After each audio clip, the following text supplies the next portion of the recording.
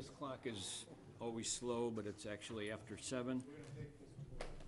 Welcome all to the Zoning Board of Appeals public hearing on tonight, Wednesday, August 15th, 2017, and we are starting, I guess it's about 3 minutes after 7, here in the Griffin Meeting Room at Harwich Town Hall.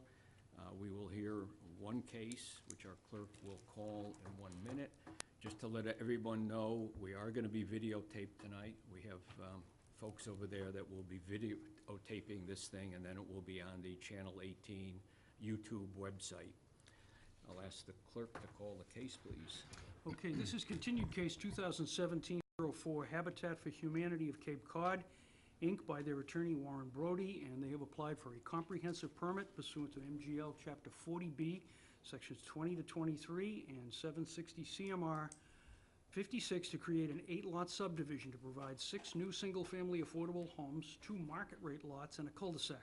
The property is located at 93 and 97 Route 28, Harwich, Assessors Map 10, parcels W3B and W5, which are located in the RL zoning district. There have been, normally we would read into the record any correspondence or additional correspondence, but there has been a huge volume of it. It has all been posted on the town website. All members have received and, I assume, read all of those things, so I would suggest we waive the reading of all of those correspondence. Yes, I forgot to look today to make sure Habitat's last comments were posted on the website, but if not, we had some copies down on the table there if anyone hasn't seen them. I'm going to ask our board members to introduce themselves, please. Kathleen Muller. Dean Hedderstead. Dave Ryer. John Burke. Al Donahue. And Sheila Delaney, Secretary. Okay, just a point of interest for the folks here. Mr. Previtt, who was a regular member, has resigned from the board for personal reasons. Mr. Donahue has been at all but one of the hearings on this case. In that hearing, he reviewed the videotape. Fortunately, that was one that was videotaped, so he's fully qualified, which we established on the record at the last meeting, but just for anyone who wasn't here, he is qualified to vote on this case and will be voting on this case. I'd like to thank all the folks who gave us additional input. We had a lot of public comment against the project, for the project. I asked Habitat to give a response to all of this comment to sort of sum up their position, which they did, and thank you, Habitat, for doing that. Thank you, Habitat, also for giving us the revised documents ahead of time, incorporating the last comments at our last meeting. Not the last comment, the comments at the last meeting. And I've only got just one clarification, but I think what we'll do, what I'd like to do is move ahead fairly quickly to get any additional info, but only things that we don't already have. We've had, I think every position stated either at one of the meetings or in writing from both the applicant and the general public, so I'd like to only have things brought up now that nobody has brought up previously. So I'm going to let the applicant first say anything additional that they haven't said already. Okay. You don't have to say anything, it's up to you. For the record, Mr. Chairman, Paul Haverty, Blattman, Bobrowski, and Haverty, representing the applicant, Habitat for Humanity, Cape Cod. We really don't have any additional information to provide to this board other than what's been submitted prior to this hearing. I'm not sure if you wanted to go over any of that. We did submit the revised decision. You did say you had at least one point you wanted to make with regard to that. Yeah, I was going to wait, but we can do it. It's on Exhibit Z, item C1, F and G. It's just a little awkward. I think I understand what's going on there. It's Exhibit Z. You're in the draft decision, Mr. Chairman, correct? You're in the draft decision is, yes. Just so everyone knows. Well, okay, but it was an exhibit in the, Originally, yep. it's the umpteenth version of Exhibit C here. And it's, C1 says, prior to any construction on the site, whether or not pursuant to a building permit, the applicant shall, and then it goes through A through F and G. It's just a little awkward. F says applicant proposes to establish the homeowners association, and G says applicant proposes to establish neighborhood covenants. I'm reading it so they get recorded prior to construction, that opening sentence of C1 modifies those two, that they will actually be recorded prior to construction. It just reads a little awkwardly the way you've got it there. I just want to confirm that that's what you're going to do. I'm not sure what Habitat's normal practice is, but I don't see a problem recording it before construction. Yeah, actually, Andrew You got to Singer on record it behalf of before you Hedge, pass but. title. Yeah, And it's I already never said drafted. that, You know, yes. So it's not an issue of not wanting to put in Yeah, the she had said resources in that, right. before Right. commencing construction. It's really just finalizing it. No, I just want to make sure it's on the record so that when you pass title, people take subject to it, so it's clear, you know, as a matter of law, they've bought it subject to. Right, yeah, certainly it has to be on the record before anyone purchases, but I don't see anything from Habitat's perspective as to why it can't be on the record before they commence construction. Okay, and that's the way I read it. It's just when you read through, it's a little awkward, the language there, I guess, is how I'd put it. That was the only thing I had. Does anybody on the board have anything on the new materials Habitat has submitted to us? No. I have two questions for Hedge. And I will read them because I've written them down.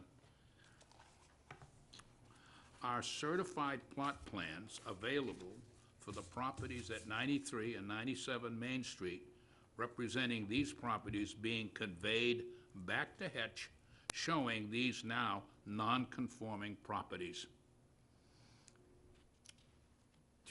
Just to make sure I understand your question on behalf of Hedge, you're asking if there's going to be a certified plot plan showing lots 7 and 8.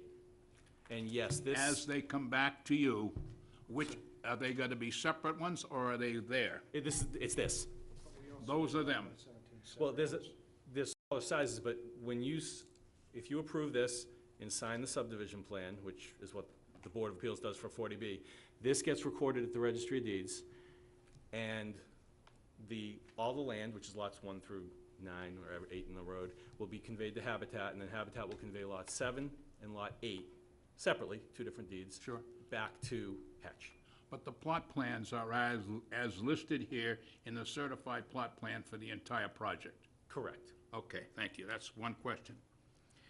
What is Hedge's responsibility regarding the unfinished, unoccupied, identified dwelling, unit, barn at 97 Main Street before it can be occupied before obtaining title from Habitat? Before the barn can be occupied, it has to be brought up to whatever the building department requires. That would be done either by Hedge, or the plan is that Mr. Thatcher would do it after the purchase. Hedge would not be doing it. But the owner of that property would be the one that has to do it. But I don't think there's any plan that it will be occupied prior to that transaction, correct? Oh, no, no, it won't be, and it can't be. I mean, it's going. It can't be occupied until after you get the title back, correct? Well, 2 things. After 1, Hedge or Mr. Thatcher has title, and 2, it has to be renovated. It can't be lived in at the moment. And what's the responsibility between either one of you, either Hedge or Habitat? Is your responsibility to just do it on your own, or do you have to come back to us for a special permit? No, it could be done just with a building permit from the town of Harwich. This approval and this decision would be approving that. They would not have to come back to you unless they were gonna make, as Mr. Haverty said before, if there was gonna be a change. But if the building's just being renovated, they would not have to come back to you for any further relief. We haven't inspected that piece of property yet. It's unoccupied. There's nothing in it. I guess they had a fire at one time, but whatever.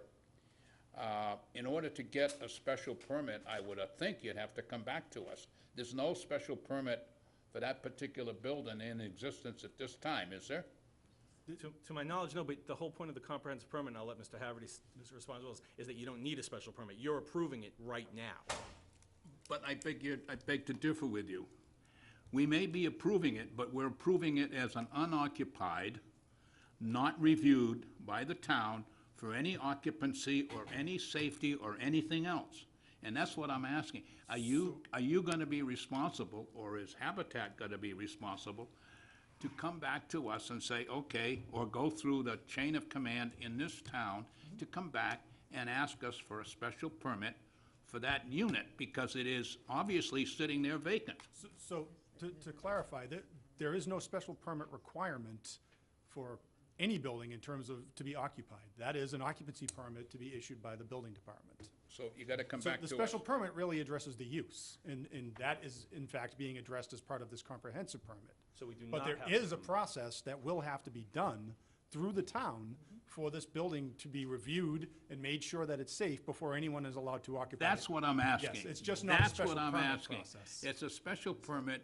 I mean, you gotta go through all the bells and whistles in order for that to be occupied safely, So, et cetera, I et think, cetera. I think the way to look at it is it's really a two-step process here. One is the issuance of the comprehensive permit. Right. And that approves the use, which would normally be done through a special I don't have a permit. problem with its Right. use. So then you get to the second part of it, which with any construction project needs to be inspected by the building department before occupancy can be allowed.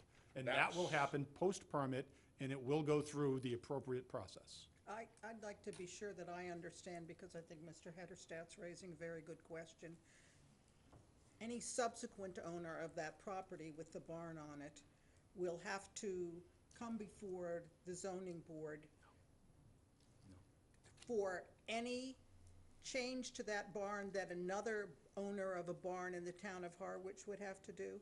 If they wish to build an apartment with a kitchen in there?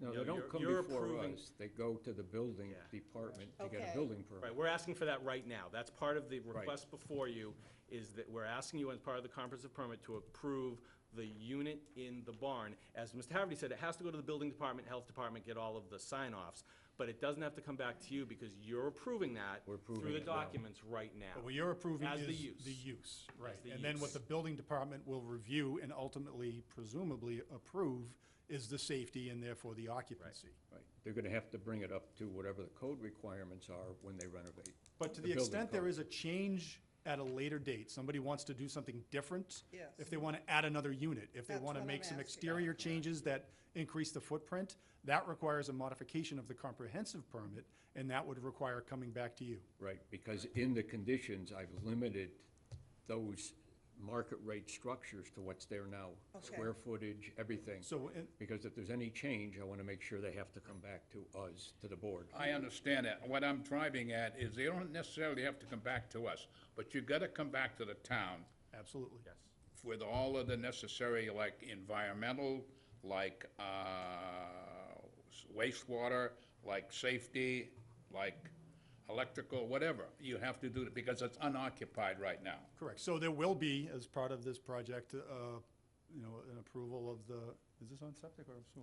Septic. This is on It's gonna septic, have so. It's gonna be a new septic, actually. So for so that septic approval will include the units for that building. So that'll be part of that process. Okay. I When they don't have wanna- a when they problem wanna with the make- use. Right. So when they want to make changes to the interior and they're going to upgrade the electrical, the plumbing, and, do any sort of building work within that structure, that all has to go through the typical process with the building department. Okay. And they'll have to That's- get building permits, electrical permits, plumbing permits, all of that. And that can be done either by Hetch after they Or owns it at the title, time. or it could be done with Habitat before. Or Doesn't make or any the- difference. Mr. Thatcher. Or Mr. Thatcher afterwards. Whoever is actually going to be the person that wants to pull the permit to do the work.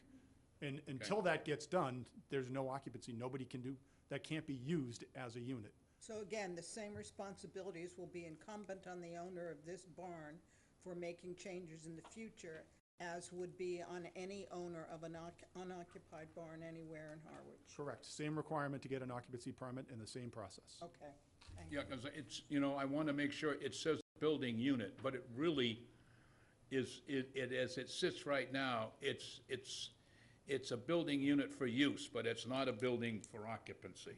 Correct. That's what I'm driving And, at. I mean, the exact same thing goes for the units that Habitat is planning to build. The 6 new houses, have to go through the building permit process, electrical, plumbing, inspections, and then at the end, occupancy permits. Same process. Whoever is looking to get those approvals is the one that has to submit them, and they have to go through it. They're all under the state building code. There is no waiving any of those provisions as part of a Chapter 40B development, because they're state permits. So that brings up my next point. We're not waiving anything, but if you go to the waiving section, it talks about, in the waivers for Exhibit X, W6 and W7, it talks about waiving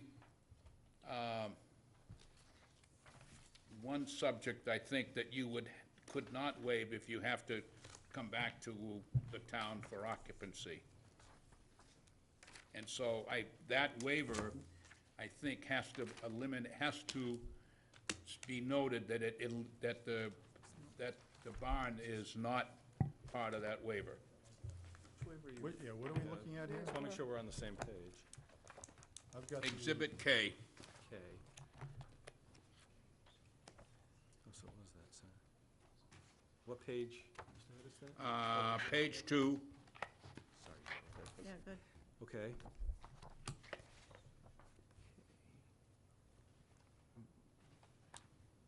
Where on the page? Exhibit X, page 2. These the waivers? Exhibit X, page 2, it's a waiver, W6 and W7. It talks about requirements for Board of Health. Yep, Town of Harwich, Massachusetts Board of Health Regulations and Right, and Policies. those, I would assume that doesn't apply to the barn. That's Well, that's my only comment. So the request for the waiver applies to everything, although, so this is a request from the requirements in the section, including the requirement of a hearing for the Board of Health. But that only applies to local Board of Health regulations that are in excess of the Title V requirements. Okay, so it has to comply with all Title V requirements. There's no waivers that are being requested or granted as part of that. Are you waiving the requirement of Title V for can't. the barn? Not waiving Title V requirement for anything. That's not waivable under Chapter 40B by this board. That is a state permit. What this is requesting is a waiver of any local Board of Health requirements that go above and beyond. It's a hearing before Chapter the 5. board. And so, the way Chapter 40B works, and that's why they call it a comprehensive permit, is the Board of Appeals issues all local approvals. So this is really just a formulaic waiver request, and basically asking you to do what you're doing anyways, which is to issue the Board of Health approval as part of your comprehensive permit. I would agree completely that it has to do with items with properties 1 through 6. What my concern is, we're not waiving any of those requirements as it applies to the barn. In other words, if there's a problem with the barn, you've got to come before a hearing of the Board of Health. But we do have to go in front of the Board of Health for Okay, Title and V so, approval. and so you're not waiving that. Well, what we're asking is for any of the local requirements. So basically, you have to look at when the Board of Health usually sits on an application for a septic approval, they're wearing two hats. They're wearing their hat as the entity that reviews it under Title V, and they're wearing their hat that they review it under your local Board of Health rules. But for this project, you're wearing the local Board of Health hat, and the Board of Health is only wearing the Title V hat. And that's just how, we don't really even need to request a waiver of you to issue the permit. It's automatic. When you issue a comprehensive permit, you are issuing all necessary local permits. But you are not waiving anything to do Not with issuing Title any V. state permits. The only entity that has the right to issue a permit under Title V in the town of Harwich is the Harwich Board of Health, and they will do that. And you can't really separate the barn and anything else when you're talking about the septic system anyhow, because it's all the same septic system. It's one septic system, right, serving the entire property. Correct. Dan from Downcape Engineering. So this pipe right here, it's very simple, but there'd be a gravity system connecting over the first compartment. You also have dual compartment tanks when you have more than one dwelling unit. So it'll they've be- already seen that. It's already, yes, Paula on the plans, the health director at least did. Okay. And I assume the board probably looked at it at least briefly. But very conventional, no surprises, no tricks. It's just a very simple gravity septic system, and then it goes to a secondary tank by gravity, pump, and then an 8-bedroom leaching system over on the east side, all below grade. I understand. So, because it's part of unit 7 or 8, it's already been through all of that already before it gets here, so it's waived to the extent that they've already been there, but anything changes, you would have to go through, I'm sure. Yes, 40B does not allow any waivers of state codes. Title V is a state code. We're not seeking any waivers, so it's kind of easy.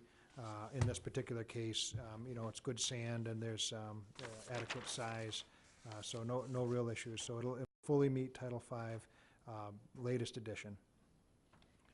I understand. Okay, I'm satisfied. No more questions. Anything on this side? I have no questions.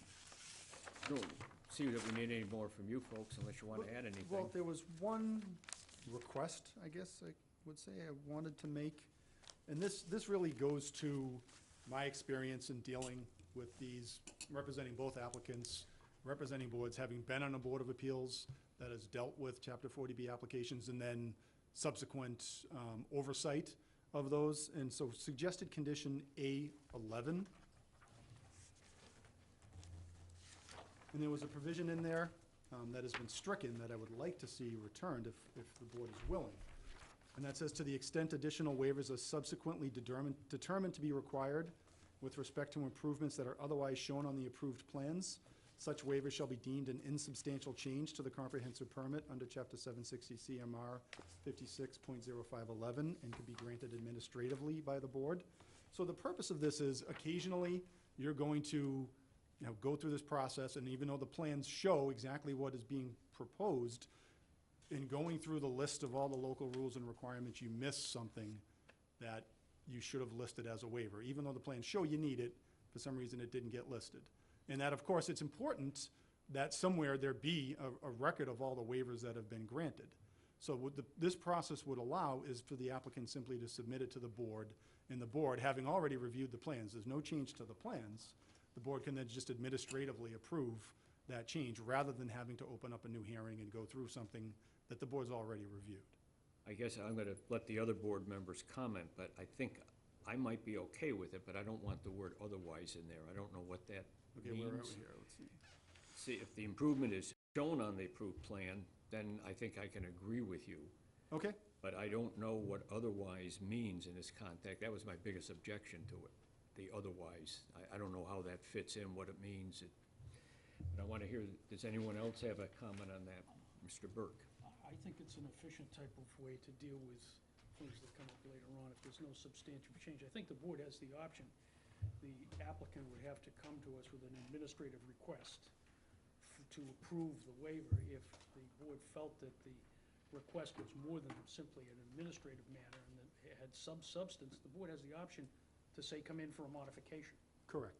Yeah, so the way that On the process. other hand, if we view it to be something that's ministerial in nature or secretarial, correction of an error or a clarification of intent of a particular provision, it could be done administratively. I think it's a good tool. Okay. Does anyone else have an objection? I have no objection. I think we'll add it back, but let's strike otherwise. Yep, I'm That's hap- what really perfectly happy to bothered do me. I didn't saw, if it's on the plan, okay. But- So add back, but no otherwise.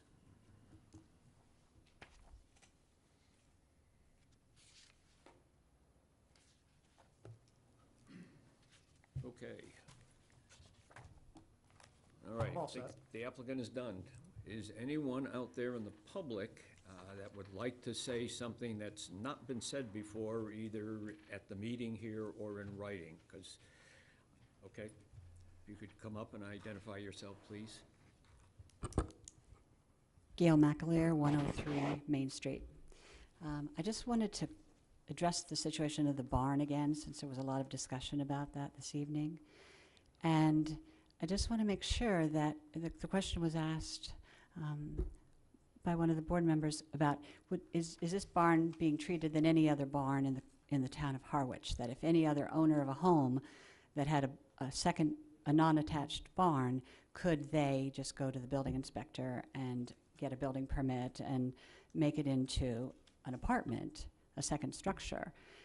The answer is no. I mean, this permit, this comprehensive permit is pretty comprehensive, and that not only is it allowing, it's going beyond the zoning requirements, 40,000 square feet for a single-family dwelling, and making these undersized lots. I mean, that to me was what 40B was intended to do. These are really single-family homes, the two legal single-family homes that exist as they are today. They're being used as multifamilies. They were never permitted as multifamilies, including in the barn. They actually applied to the ZBA to make it into a secondary structure and an apartment, and they were denied because it would be two houses on one lot, and the ZBA denied them a permit to make that into an apartment, a legal apartment. So it doesn't exist as a legal apartment today. So this comprehensive, I mean pretty comprehensive, because not only is it foregoing zoning requirements, it's taking two single-family homes and making it into multifamilies, and a second structure on one of the properties into the barn into a legal apartment. I mean, to me, that is taking 40B beyond any possible realm that 40B has ever been taken before. Well, And, I think we disagree with that, but okay. The way I read that question, interpreted that question, is it the same as every other barn, was with respect to whether or not they would have to get a building permit, not whether they could do under the zoning what they're doing. These people are doing this under the comprehensive permit.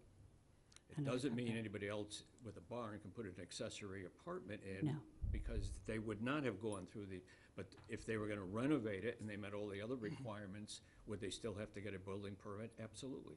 right, and they probably wouldn't be able to, just like they did the last time when they came to this board regarding this barn. They were denied Okay, but this is a different animal. This is a comprehensive permit. 40B. It's a Okay. 40B. What does a comprehensive permit mean in relationship to 40B? Same thing. It's a 40B application. They call it comprehensive permit. That's just the general term. I mean, correct me Right. if I'm wrong, but it's Yeah. comprehensive permit under section 40B of the general statutes. Right. Minimum 25% affordable, and we're well over. Right, you've got to meet all the requirements, but then it's called a comprehensive permit. And in that comprehensive plan, you could take a single-family home that exists and make it into a multifamily. That's also part of 40B's. It can be. It can be. So the board has that option, whether or not to say, you can have the 6 lots in the back, you could have the 2 lots in no, the it's- front, but they're both going to be single-family homes. It's not that simple. I don't know if you were here the first meeting when I read the requirements that were under 40B. Most of these comments that we got from the public, people don't like 40B, okay? But we're not the right venue for those comments. You need to go to the Right. state legislature, Right, understandable. okay? This particular project, we have to look as a board to see whether there are local health and safety issues that would allow us to put conditions on or to deny the permit. Very difficult to deny a permit. And you can only put conditions on if they don't make the project uneconomical. And there was a lot of comment, about the septics. Well, they meet Title V, that's the state standard. We cannot impose any higher conditions on this project than we would on any homeowner coming to us before Right. for a special permit or variance. But a homeowner coming to you with an illegal multifamily couldn't ask you, well, can you make my multifamily legal if I don't have correct a number of amount of square footage and all the other zoning requirements? So 40B allows the subdivision of these lots into circumvents zoning and allows them to subdivide this property into less than the lot sizes than the zoning allows. It does. But does it, I mean, to me, it seems kind of far-reaching to take two existing single-family homes that have unpermitted apartments in them, and one that's not even an apartment, to then say, not only are we going to allow you to put those two single-family structures on an undersized lot, we're going to now make those units legal. It just seems odd under a 40B that you would then make illegal units and an unoccupied, previously denied barn a legal unit. That's a market rate unit that now a private developer or owner is going to come in and benefit from now having 6 market rate units in those two single-family structures. And all because the ZBA, through a comprehensive permit, is not only circumventing or allowing the zoning requirement to be modified, and that's totally understandable, I get that part. It's just this other part of making these units, which are going to be market rate, they're no longer going to be affordable units anymore, so we're going to basically get 6 market rates and 6 affordables on this now slightly over 2-acre parcel. And again, that's something you need to address to the state legislature, because that's permitted under 40B. It's permitted under 40B. Illegal apartments become legal under 40B. If we approve it as part of the comprehensive permit, all of these lots don't conform. But Right. that's going to be taken care of during the 40B process. Right, So, I mean, that's what the whole thing is about, okay, 40B. It's to allow affordable housing as long as they meet the requirements. right.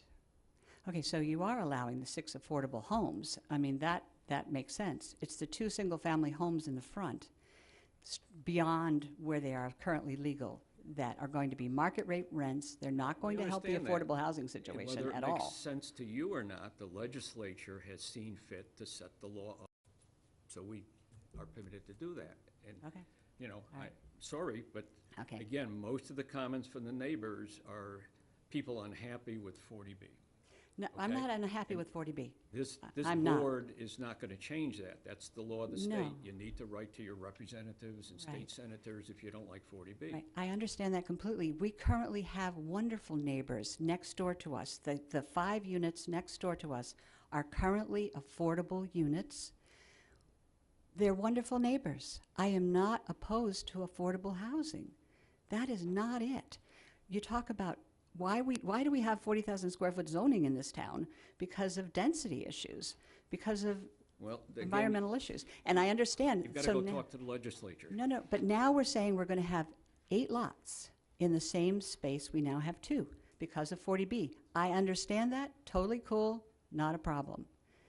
But the density issue, when you've got really 2 single-family homes, then you would have 6 homes in the back, 2 homes in the front.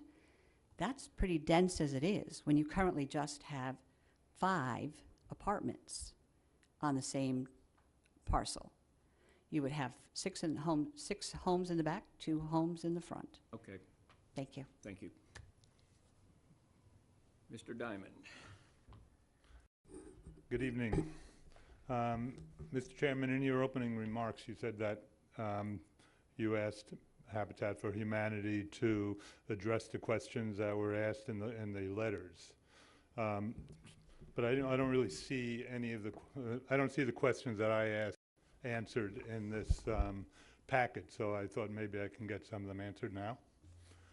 Only if they haven't been asked before, They've been answered before. You know, only, I mean, we've had a ton of Okay, testimony. I have a couple that, So, did you get the Habitat response?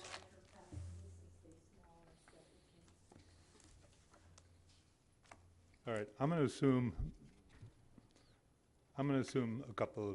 that a couple of my questions weren't answered, and if they were answered, just say they've been asked and answered.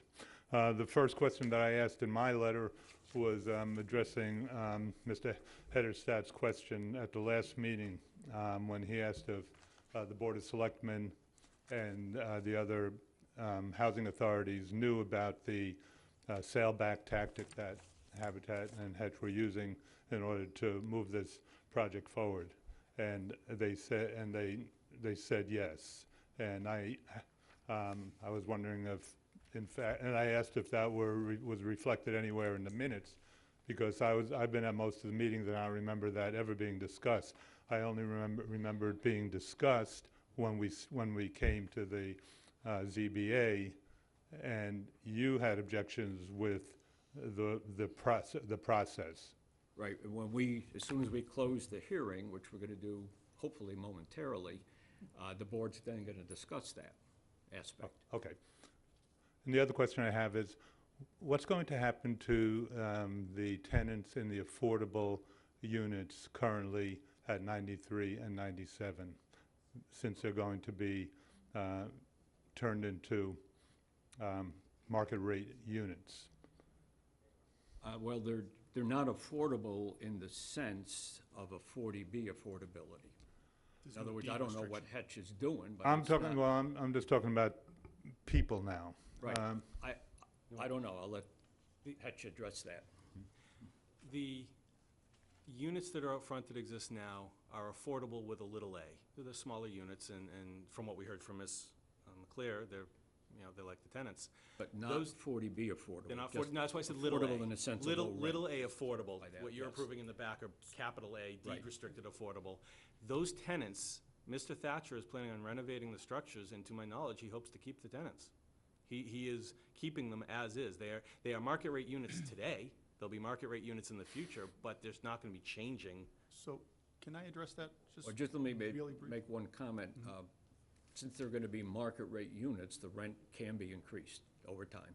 I mean, that's why they're But market it could be rate. today, too. It could Right, today. and that's what I wanted Yes, to it point could out today. is, That's why I said it's not affordable in the sense of the Habitat houses, when this is all done, if it's approved, they're restricted. There are requirements on affordability. That's not the case with Hetch. right, and when you're They're just talking, low rents right now. They're not, you shouldn't talk about affordable. They're not affordable. They're low rents. that's what I wanted to point out. There's two aspects to an affordable unit, right? So the first aspect is that there is a restriction on how much rent could be charged for that unit. And obviously, that would be of interest here. But the second is that there is an income restriction to people that are eligible to actually rent those units, right? So some of these people may not actually qualify for that restriction if these were made affordable. So now you're gonna have people that are currently renting a unit that would no longer be eligible to if an affordability restriction was placed on those. Because they wouldn't meet the guidelines for affordability, Maybe. maybe. Yeah, potentially. If- We in don't- that- we don't in know, that right. example, yeah, we don't know. So in essence, they may meet the threshold for what qualifies as an affordable unit, but they may be rented by someone who might be just above that threshold. If we're speaking hypothetically, if Mr. Thatcher is going to invest in renovation of these units, it would be logical for him to increase the rents, which may displace the current tenants. Yes? I'm not gonna speculate on that. Anything could happen in the thing, but Mr. Thatcher actually has a history of doing But more that's the whole affordable idea housing, behind so- market rate units, Right, exactly. so. So no one can have any assurances about the fate of the current tenants. Correct, Whether they're restricted as affordable or not. Right. correct. and whether you approve the project or not, right? It's the same situation. Okay, back to Ms. McAleer's point. I want to be sure we're all clear on this. Number 93, the single-family house, not the Chase house. How many units are in there now? Two.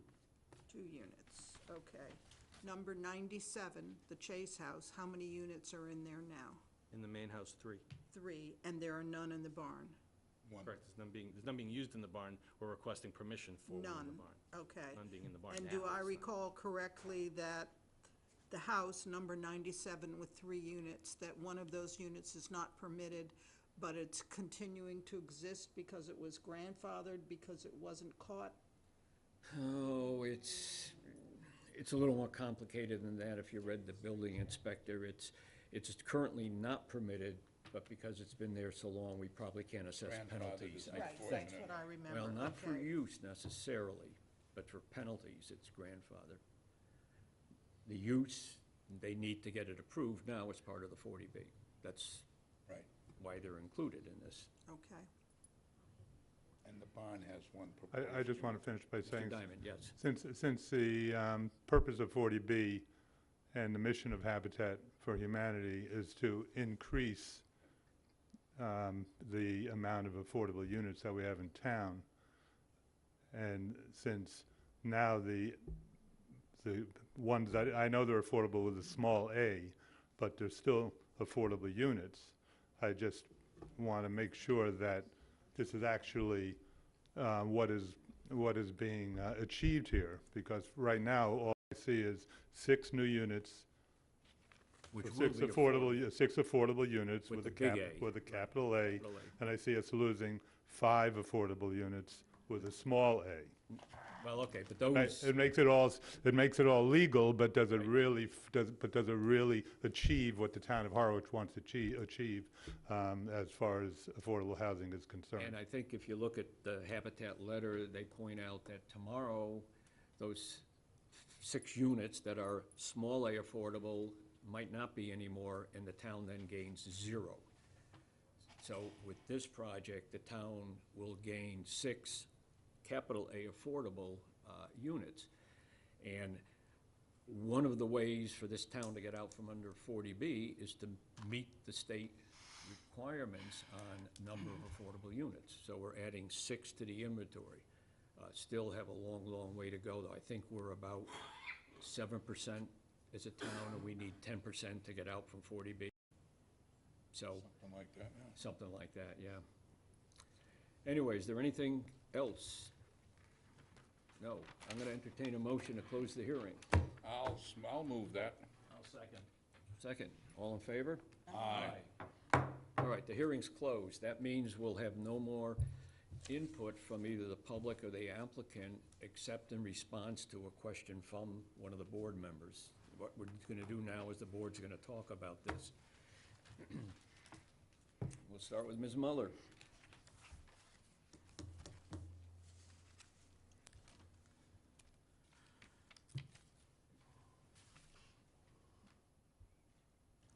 I'd like to hold my comments Okay, for the moment. that's fine. Mr. Hedersted. I think I said it once before, and I won't repeat it all. The methodology that they used in order to come up with the 6 affordable houses is done in 2 ways. It's land availability and cost. And in this particular case, it's my opinion that Hetch and Habitat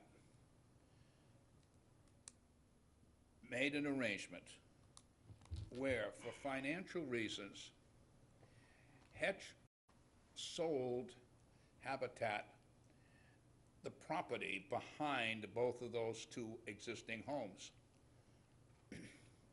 for some sum of money. That money was approved, of course, by the town.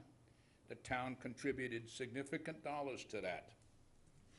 But Hetch also, in order to do that, underpriced, I'm sure, that land.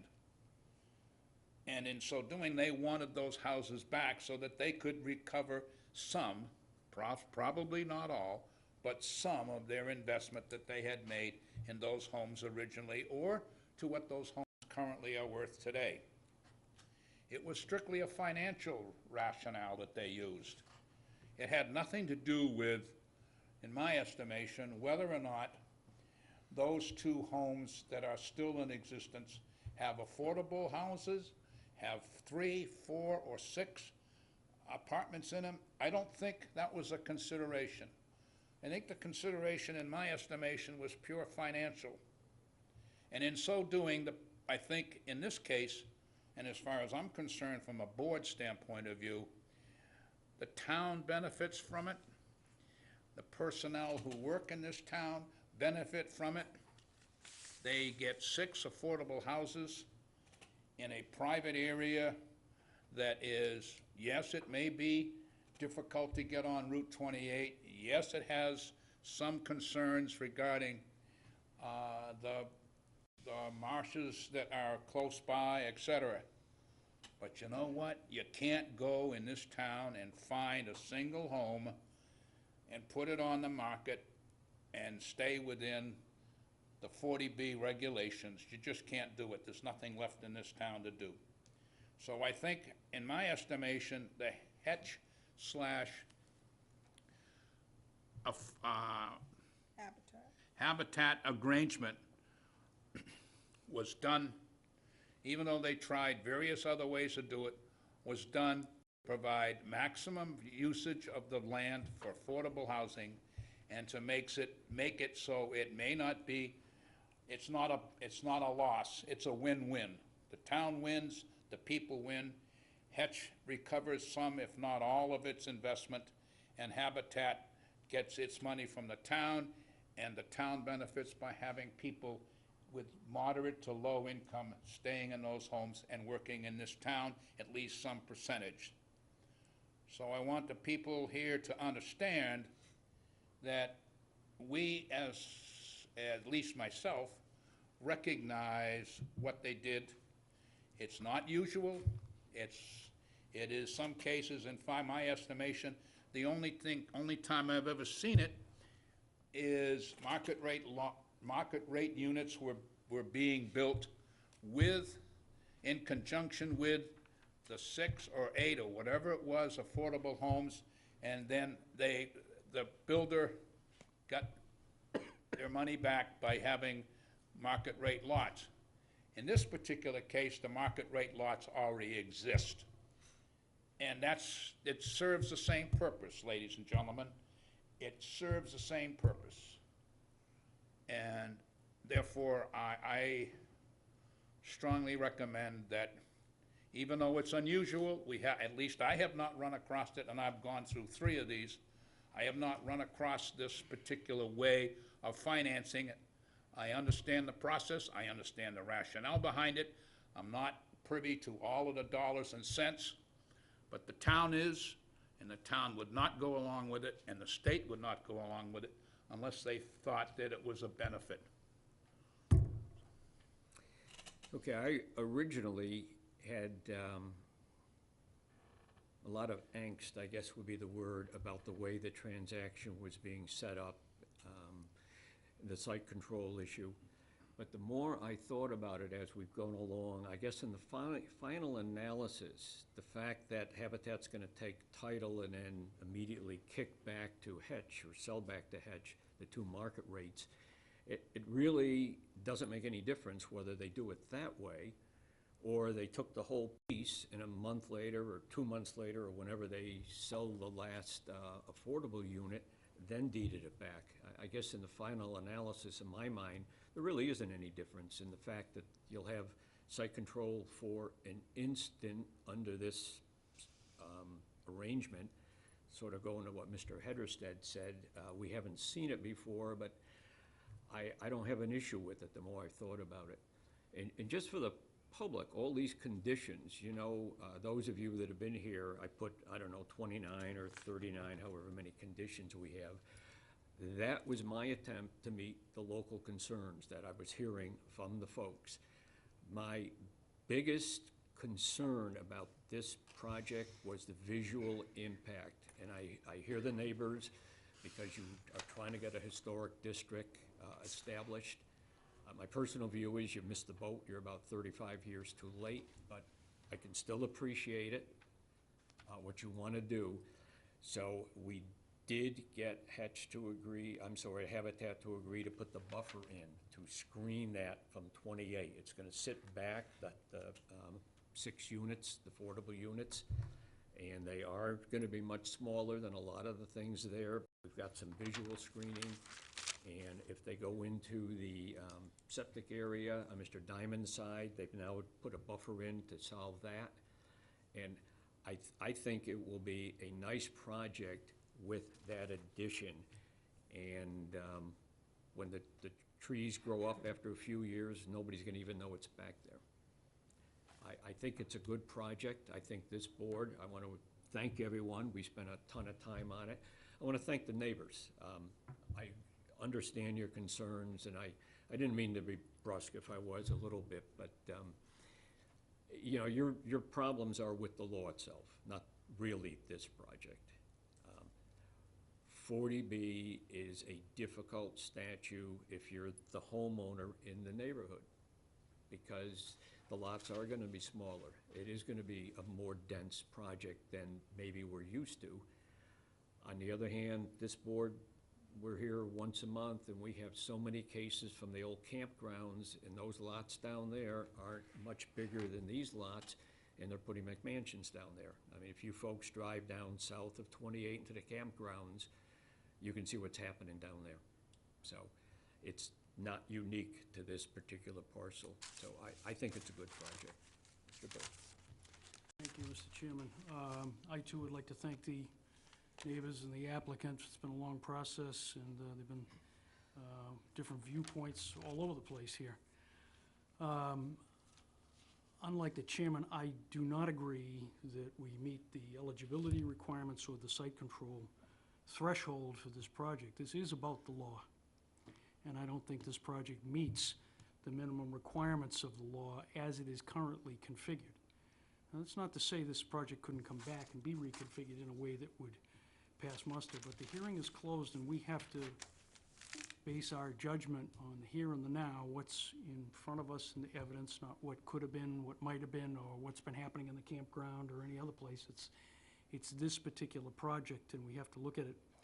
There's an interesting sequence of events here that I think you have to examine, and you can see some of the defects here that need to go back and be fixed if this were ever going to work. I think there are configurations of this project that would have been much better, but it's not up to us to redesign a project for an applicant. It's up to the applicant. I would note, for instance, that the first purchase and sale agreement here between Heck and Habitat was in October 3rd of 2016. The memo of understanding, now keep in mind that purchase and sale agreement covered only a portion of the site, 6 out of the 8 lots. It was a memorandum of understanding subsequently executed 6 or 7 weeks later, November 21st, 2016. It virtually, and we pointed this out to the applicant at the very beginning, virtually said nothing. It was an exercise in just rhetoric, saying that there was control solely for the purpose of 40B. But then the document went on to say, however, Heck still has the right to do anything they want with it, and I think everyone agreed that wasn't going to fly. When it was brought to the applicant's attention, the applicant said, yes, we're withdrawing that document. The project eligibility letter came out February 1, 2017. In that letter, it said that the basis of the eligibility was the project sponsor has meaning one, executed purchase and sale agreement for the site. I interpret that to mean the entire site. Doesn't say anything about a memorandum of understanding. This letter is factually incorrect. And the developer removed the letter of understanding and submitted a subsequent PNS agreement containing all 8 lots on April of 2017. And when asked if the applicant had resubmitted any of this information to DHCD or had an updated approval of this letter based on that, the answer was no.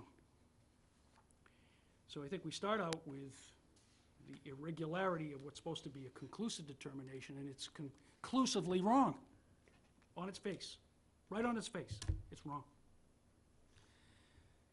Aside from all of that, the real Achilles heel of all of this is the second purchase and sale agreement. Now, the second purchase and sale agreement says that all 8 lots are covered. And there is language in that in section 5 that talks about the reconveyance, and there's 2 key words. One is immediate, and the other is shall. It says that on the date for the delivery of the deed, and immediately following the conveyance, the premises of the premises to the buyer shall, not may, not might, not sometime later, immediately shall reconvey the property. Not only does this say, yeah, there may be technical ownership of this property for a nanosecond, which I think is a stretch to say we have control. But this, in fact, confirms a loss of site control. You've now given it away. The memorandum of understanding didn't even say that. So this document essentially works to prove that there is no a loss of site control. In the notion that taking title to this property for a nanosecond is anything but illusory is a problem for me. It's fictitious. It is a scheme in order to satisfy an undefined term in the regulations of 40B. But I don't think it passes the reasonable person test of what control is all about. The loss of site control is key to the threshold of, a lack of site control is key to the threshold of an application. And an application can be rejected as incomplete based on that. The results of if we were to approve this kind of a arrangement, we're doing a number of things. First, we're creating all kinds of non-conforming lots that are really outside the project. I am not convinced nor persuaded that lots 7 or 8 have any reasonable nexus to a real project. There's no work to be done on these things. They don't conform to building code. They're probably illegal uses. And I don't agree that Chapter 40B's mission is to make legal what is illegal. It may give us waivers of requirements, and that's a difference from that. We would be legitimizing illegal uses. This is a blueprint, in my mind, for tremendous abuse. I mean, if I were to own 10 acres of land on which I had 40 little cabins built in the 40s, and we see them around here all over the place, and I came to a developer such as Habitat, who is a developer, and said, I want to sell you my 40 cabins and my 10 acres of land, and you can build some affordable housing out back. And in the meantime, I want you to cut off 40 little lots for my little cabins, and I'll put little conforming septic systems on them. And then after the zoning board approves all of that, guess what? You're going to give me back the 40 cabins, and I'm off and running. It's hard for me to believe that this technique can survive review. Now, I don't know that because there are no cases exactly on this point that I can find anyway. But I find it impossible for me to legitimately believe that there's a real involvement of lots 7 and 8 in this, quote, project. They really are not part of the project. They are an attempt, in my view, to provide legalization of lots that could never otherwise be legalized. If the project had been configured in another way, maybe that would work. It just doesn't pass the bar for me. So I'm afraid that given the proposal's current configuration, I don't intend to support it. And my view is it doesn't meet the application requirement of site control. And that's my view of the world at the moment. Mr. Donahue. Well, this is my first go at a 40B. This has been a learning experience, take my word for it. As the other members of the board have said, I will just repeat, excuse me. Having Hedge, Habitat, and the public input has been kind of eye-opening, because I have become somewhat cynical as I get older, that the public doesn't really give a damn.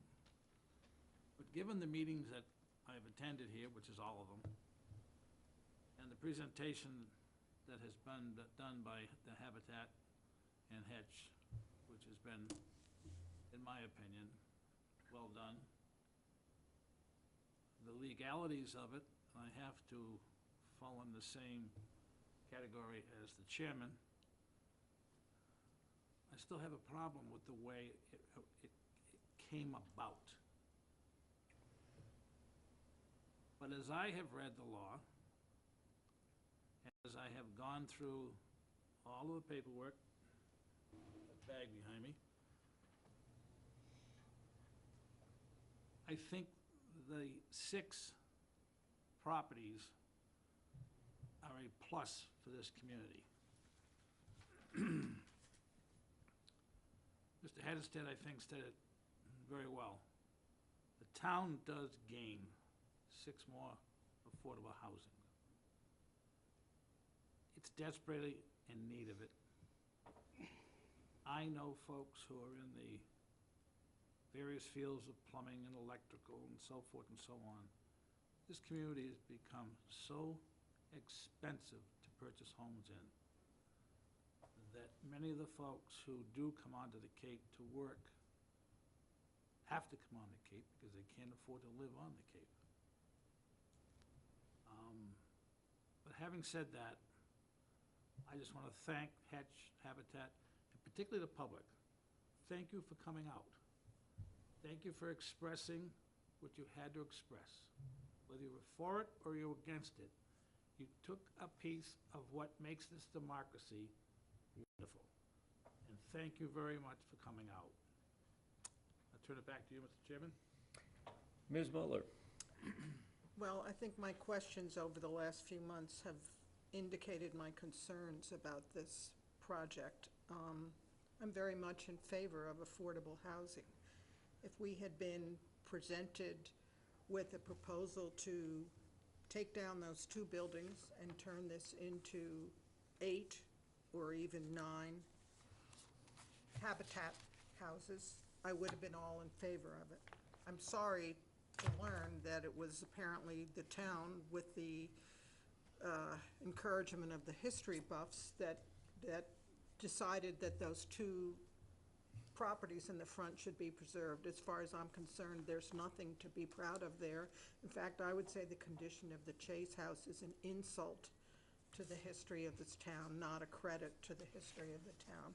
I've also been disturbed that HESH and Habitat for Humanity haven't voluntarily come forward during this process and offered to improve the condition of those buildings now, and in particular offered to eliminate the unpermitted grandfathered unit in 97. I think that's disrespect to the town. Oh goody, we got this thing.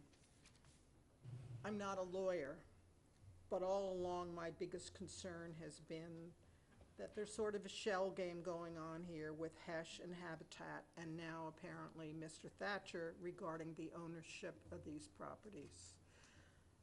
If it were legal, if I were persuaded that it was legal, I guess I would just have to accept it. I'm not persuaded that it's legal, and I think it's shifty. Our chairman said at one time it didn't pass the smell test, and then he apologized for that. I'm still sniffing, and I'm still troubled by it. I'm troubled most of all that Mr. Thatcher, whom that I can recall, haven't ever heard from him, is going to reap the enormous benefit of zoning waivers that were really intended for the creation of affordable housing. And the assertions this evening that he will kind of have free reign with that barn on 97 have done nothing to make me feel better about what's going to be happening there.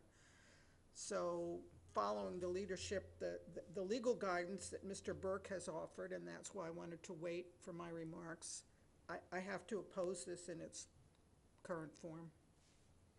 The only comment I want to make, of course, is the bulk of the neighbors and the town, the selectmen, want the Chase House preserved. Now, I recognize it's in terrible condition, been out there a couple of times, but everybody wants it preserved, so. Do they want it preserved, or was that a tactic? I don't know. Well, I honestly don't heard know. all the testimony. People are very concerned about getting the historic restriction on it to preserve it. As Mr. Donahue said, I think it was Mr. Donahue, the time for historic preservation in West Harwich is Well, no, long I said past. that. When you look what's happening at Captain's Cargo, Bishop's I think it's Terrace too is late, but- collapsing on itself. But, you know, the folks still are working on it, and I'm happy to let them work on it. I mean, if they want the Chase House, I think it needs to be restored, but that's up to the owner. Okay, I guess probably what we should do is we'll put a motion on the table and see where the votes are. I think the motion should be in a form of, accepting the decision, the draft decision presented by the applicant, subject to them giving us a final copy, reflecting the comments we made tonight, that then I would sign in final plans that I would sign if it's approved. And if it's not approved, well, see what happens. So I'm gonna ask for a motion on the case. I make a motion that the zoning board of appeals have a vote regarding 2017-14. 2717 Oh, 4, sorry. 04. That's the wrong one. Yeah, there it is. That's my motion. Want to read it this way?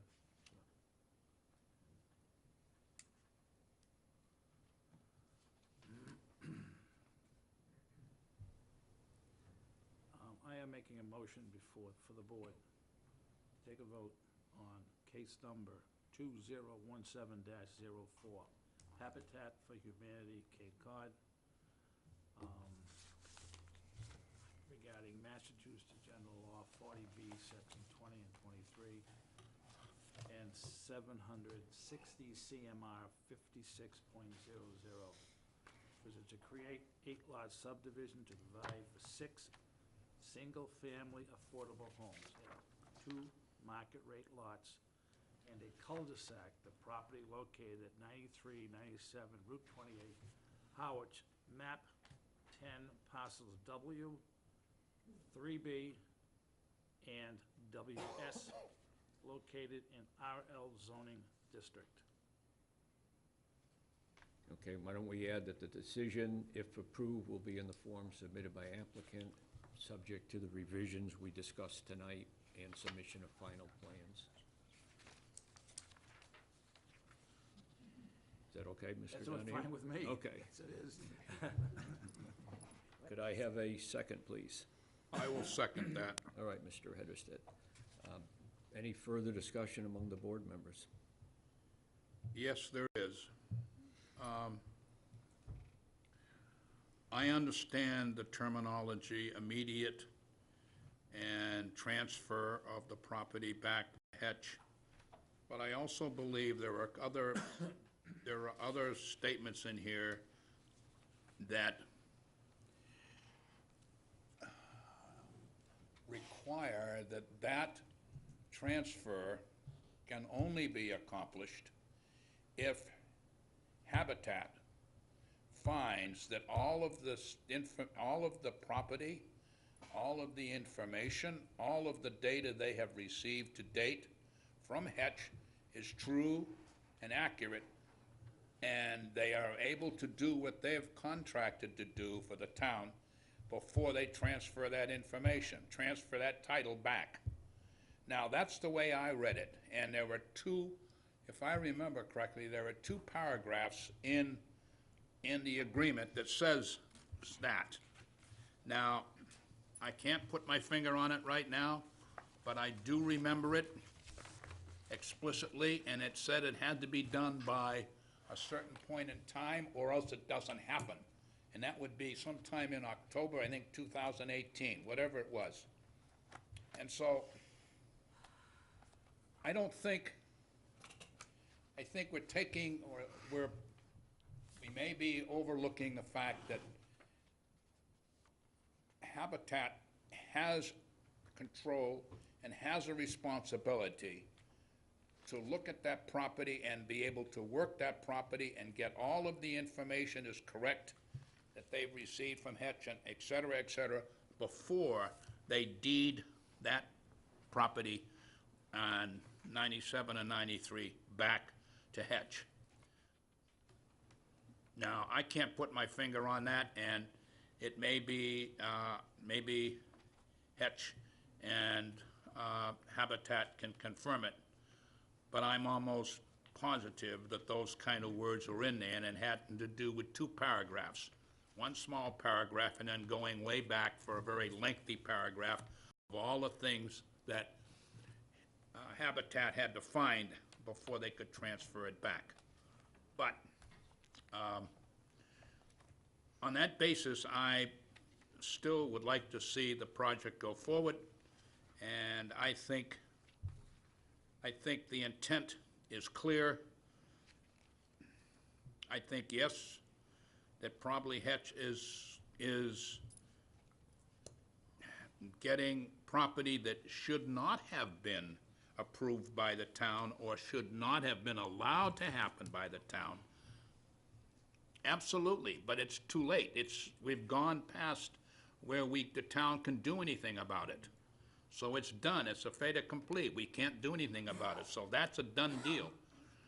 So if we would do nothing, that property would still sit there, and it would still have 3 apartments in it where they only should have 2, et cetera. So, you know, yeah, they are benefiting, and sure they are, why not? They've sold, you know, I don't know how many, 2-point-something acres of land, beautiful land, sold it at probably below market rate, I'm sure. Maybe 50% of its value. But in the long run, the town benefits, and people in this town benefit on an extremely expensive town to live in, work in, and the people benefit from it. So I urge this board to rethink any objections to it. Thank you. Mr. Burke. Yeah, first, to Mr. Hederstedt's comment, there are no contingencies on the reconveyance, period. But more importantly, I think you have to understand that it doesn't mean this project's dead if it were not approved. We get an opportunity to have the project reworked in a way that is more workable based on a lot of the input that's come in here. I think that we have to understand, though, that the end does not justify the means. Just received a letter from one of the ardent supporters of this, who pointed out to the board that we're a nation of laws and that we have to go by the law. Well, that's what we need to do. And that letter just came in. I'm not going to cite who it is, but I don't think there's any question that everybody on the board recognizes the need for this kind of housing and for good projects. But this is currently configured as a mess. It leaves hanging out there for whatever might happen to these other 2 properties. I happen to agree with Mrs. Mueller that I don't see any historic value in these buildings. I think that a much more palatable development could have been worked out here, and that these front properties could have legitimately been included within the project and something built there or rehabilitated in a way that really created real housing for what we need here. It's really not a net gain. I mean, I think at the end game I see here at the end of the day is we take some low-income housing that will become more expensive housing. People are ultimately displaced. That's the economy of what's going to happen here, and then you gain 6 affordable houses and lose 5. And at the expense, we ignore the law. You know, I think we as a board should encourage the developer to come back with a more creative and maybe more appropriate project here. So I would ask board members who I understand you think this is a good project, or that it maybe meets the standard. But I think it's a low-quality project in terms of what this town could get. And I think we have an opportunity to reject this and encourage the applicant to go out and come back with something that will meet the letter of the law and what the town needs. Here, here. My view. I guess my concern is, Mr. Hedersted said it right at the very beginning, for economic reasons. I'm assuming that's why this arrangement was put in place between HEC and Habitat. So I'm not sure, given whatever those dynamics are, that a different project could be put in place. Obviously, they thought about it because we made our concerns about site control known at the very first hearing, and they haven't come back with any new plan. And it's not up to us to tell them how to plan it or redesign We're it. basically faced with a decision to take it or leave it. It- There's been Okay, no but- flexibility or options offered. It's take it or leave it. And I'm assuming that's because of whatever the dynamics are that got them to put this together in the first place. And I don't know, economic, I'm sure it is, but I don't know the details of it. Maybe, you know, they might go to market to higher rents in those buildings, but if they do, they're gonna have to reduce the number of units because of the way the conditions are that are gonna restrict them to the existing sizes. So they could, I just had the thing in front of me and flipped it over, but one of them is, I don't know, 2160 square feet, maximum of 3 units, total 6 bedrooms, 3.5 baths. Well, conceivably, they could make that one apartment or one house and sell it. But, okay, that's the whole idea behind market rate units. I don't have an issue with that. And I guess the other thing is, yeah, I understand the concerns about site control, but I think it's a fine legal point, and I really am not interested in spending the town's money to see if the board is correct on that legal point or not. Because if they go to the housing authority, if we deny it, the town's gonna have to get outside counsel involved and see whether or not we're right. And maybe the housing authority would look at this and say, yeah, they do have site control. Maybe it's only an instant, but that meets the statute. I don't think that the legal expense consideration should be anything that's a dynamic that we consider at all. We have to make a decision on the law. And I think, That's- I think that's a that- two-sided coin, that if we approve this based on these circumstances of site control, we may find that some of the people who are not in favor of this will retain an attorney, and the town will have to retain an attorney, and the same questions will be hashed out.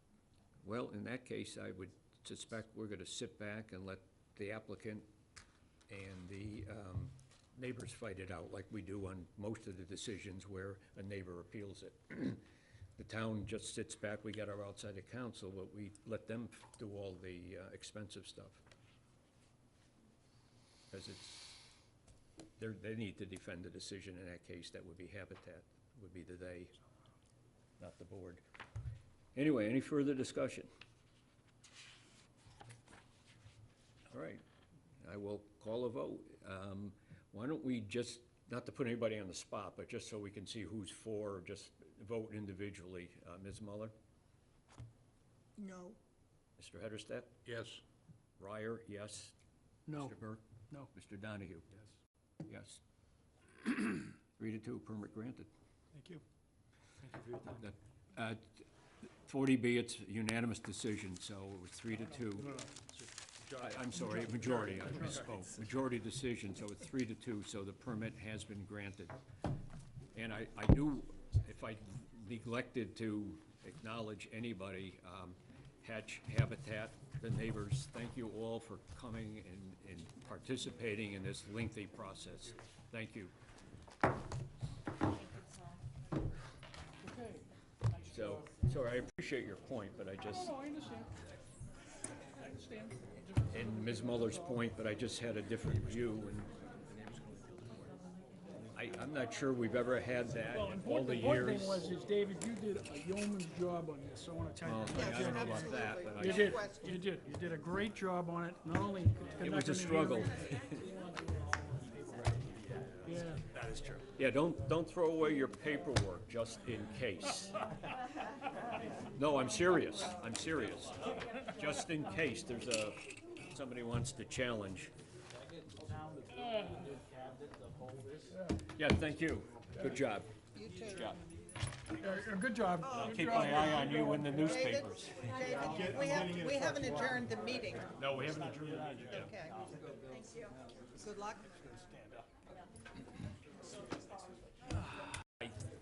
I think in the, oh, just 1 minute, let me say something. I think in the 8 or 9 years I've been on the board, however. Thank you very much for your consideration. Thank you. You're welcome. Good luck.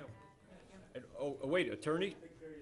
You're gonna get us the decision and the final, everything to stamp and sign, okay? Mylar plan, yeah. It will go to Shayla, and then she'll let me know, and I'll come in and sign it and stamp it. Thank you. In all the years, it's been 8 or 9 years, I don't think we've ever had this kind of a split board. It was interesting. Well, we And it's disagree. good. We It's good. disagree, but we're not disagreeable. Oh, no, it was good to hear and have the discussion. I thought it was great. The whole thing for me spins on, is that illegal? Is the site control, is that a It's- legal method of? It's a fine of point, I asserting think. site And control I and? could I buy understand, it. I understand John's point, but it could go either way. On tape, that's my question. Yeah, the meeting's all right, still we can open. talk about it. Meeting's still open, that's okay. Yeah, I'm sorry, was that your I couldn't buy point? it. I'm sorry. I just couldn't buy it. I forget stuff so easily, I need to get it out. That's why I just wanted to make sure we wanted all of this to It's okay, we can talk, the meeting's still open. Yeah.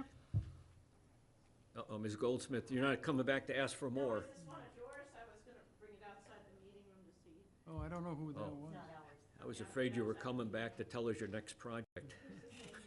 We're exhausted from this one. I think that if that went back to DHCD, they'd have a problem with their own letter.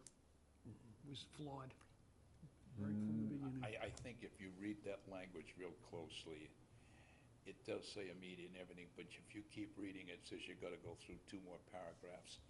And that's where Habitat has control. I think Well, they Dig's have to arguing get where the they go in and deed. do testing and Before they stuff. I get know the what you're deed, talking yeah. about, but I disagree with you. I don't think you're reading it right. Otherwise, those paragraphs wouldn't be there. They were there to begin with before the other paragraph was added. Could be. They talk about the original conveyance. They have nothing to do with the reconveyance of the property. That's standard boilerplate in almost all. Habitat has nothing to Oh, do yeah. with it, yes. Oh, no. Because they're turning it over to Hesh and then It it's had all nothing to do between with the Hesh. reconveyance, nothing. Well, I understand the point, No, that's all right. and it would have been interesting to see which way it would have gone, but I think the housing authority would have approved it. There are no cases that I could find on anything like this. What they tend to focus on was whether or not for instance, there were cases about bad title, cases about dubious rights of way to get to a property. Those were the kinds of cases, but the cases, a case factually where, we're gonna swap deeds back and forth, no such animal. That's a case of first impression. Exactly. So, I mean, it gets to be, Well, that's why I said, it's very unusual, because all of the cases I've been in, when you had market rate lots, they were built simultaneously with all the rest of them.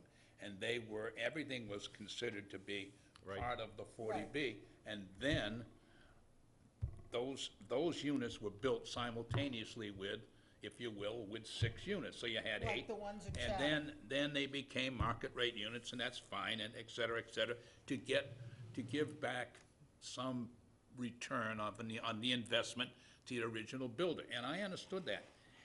But in this is the first time I've ever seen it done this way.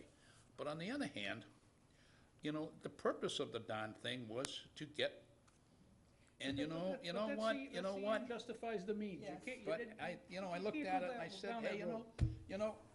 Habitat is not gonna let it, they don't have to give title back. They Dean- don't have to. Dean, would you have voted differently if the applicant were Pulte Homes?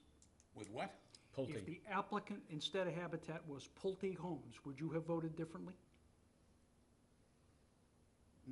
Yes, I would, because one is, Or these, Davenport. both are Right? nonprofit. They wouldn't have Both of these are nonprofit. That's the other issue. Well, Pulte could have come in here with a 40B. Right, they could have. Look at Falmouth. The one that, I keep talking to that If lawyer it were- about. if all the suits from Pulte Homes were sitting here, instead of Habitat. They could've- I will bet you it would have been a 5-zip no. Well, when Davenport came in where they wanted to shuffle that stuff around on the 3 lots. That wasn't a 40B. It wasn't a Different- 40B, That's but what we I was didn't- objecting to, that lady kept bringing up, non-40B situations, Right. completely different, apples and oranges. Right, you And can't, I you can't finally kinda compare it. lost right. patience, because Oh, she well, I don't have a just horse kept in the going. race, I'm okay with whatever That's happens. about the timing. Ms. Delaney, Next to The my, timing on the decision, when that, is there a timeframe when that needs to be delivered to me? probably, sitting here, I don't know what it is, I have to go I'd have to look. look it up myself, I Yeah, don't know I- if there's a time I mean, limit there on are, it. there are time limits for me to write a decision and have it down to the Right. clerk with Right. regular decisions. But and regular that's decisions, 14 days, so I'm 14 wondering, days, by the way, which no one ever gets held to, by the way. in Well, case you- Yeah. I if know, you're in no, town. I know. My guess is they're gonna be pretty prompt. I think he'll be pretty I fast. don't think we need to worry. I just wondered. This guy knows, this lawyer, whose Hopefully- name I can't remember, is, Haverty. You Good. should have no heavy lifting on this. You should be able to get this all done by him. so I just just wondered on timing when I should start to call somebody and say, I haven't. give me, I can't come Monday, but other than Monday next week, just let me know. Okay, other than Monday. Yep. Mr. Donahue also had a question about all of the paperwork that you now have in your hands. You I'm said sorry, that a question that about what? needs to be You all maintained, finished? all of the paperwork that you. You all currently finished have. taping? No, not until the meeting's adjourned. Just gonna move this over. So what about, should we maintain our files for now? Yeah, oh yeah, definitely. Well, I think we want to until the decision Definitely. is at least signed. I don't have any space. Well, yeah, I'm gonna build a new shed or something to put them I in. know a barn you might be able to rent. Yeah, well, just in case anybody, the neighbors could appeal. You would say that. Oh, yeah. They could hire. That's um, beautiful. The one in Falmouth, I keep talking about, the developer didn't like the conditions, so they've gone to the housing authority, and the neighbors didn't like the fact that it was granted at all, notwithstanding the conditions, and they've gone to Superior Court. So that's what I said to him, you've been hit down there on that one, both sides. He was sitting with the board as their counsel, at least through the last hearing, but I think the whole process. But that was, if you follow it at all, I mean, that was like they were building a city down there, 57 units or something. It was gonna be 20 feet over the height limit, and, it's Oh, incredible. wow. Oh, that's, yeah. Oh, yeah, incredible. Yeah, but it's hard to imagine individual property owners in West Harwich coming up with the money to pay for it. Well, 4 of them in Attorney, unless Falmouth banded together. So- one of them was an attorney, wanted to just take it on pro bono, but. So just so the board knows, as I said I would, I recommended it, well, I talked to Franco, and then I talked to Jim. Hilliard, his name flew out there, and I have recommended him to our Larry Ballantyne, who's now our liaison, Shayla pointed out to me, to get him appointed as a regular member, and also to ask the selectmen to see if they can get us another alternate. Well, I think I told you that a gentleman came to me and said that he went down to the No record. front office, really? When I talked to, what's the lady's name, Sandy? Okay. Sandy, she said, knew nothing about it, no paperwork, nothing. Okay, I've seen him a few times since. He's from Manchester by the Sea. But he also has a home here. So I don't know if he If I thought see him, better of it. I'll make sure he gets down and puts in some paperwork. I think he may have done it with the clerk. I didn't ask the town clerk. If anybody else resigns, please write your letter to the town clerk, not to me. That was pointed out to me most strenuously. But I now have a copy of the town charter, or whatever it is, town procedure, which I didn't, and it does say it very clearly there. I didn't know I had to do that, and Anita did accept it and put it in, but she asked me not to do that again. So I will entertain a motion to close the hearing, unless there's something else. To adjourn. To I'll adjourn. make the Not motion to close, to close the adjourn. meeting. Sorry, Second it. to adjourn. All in favor? Aye. Adjourned.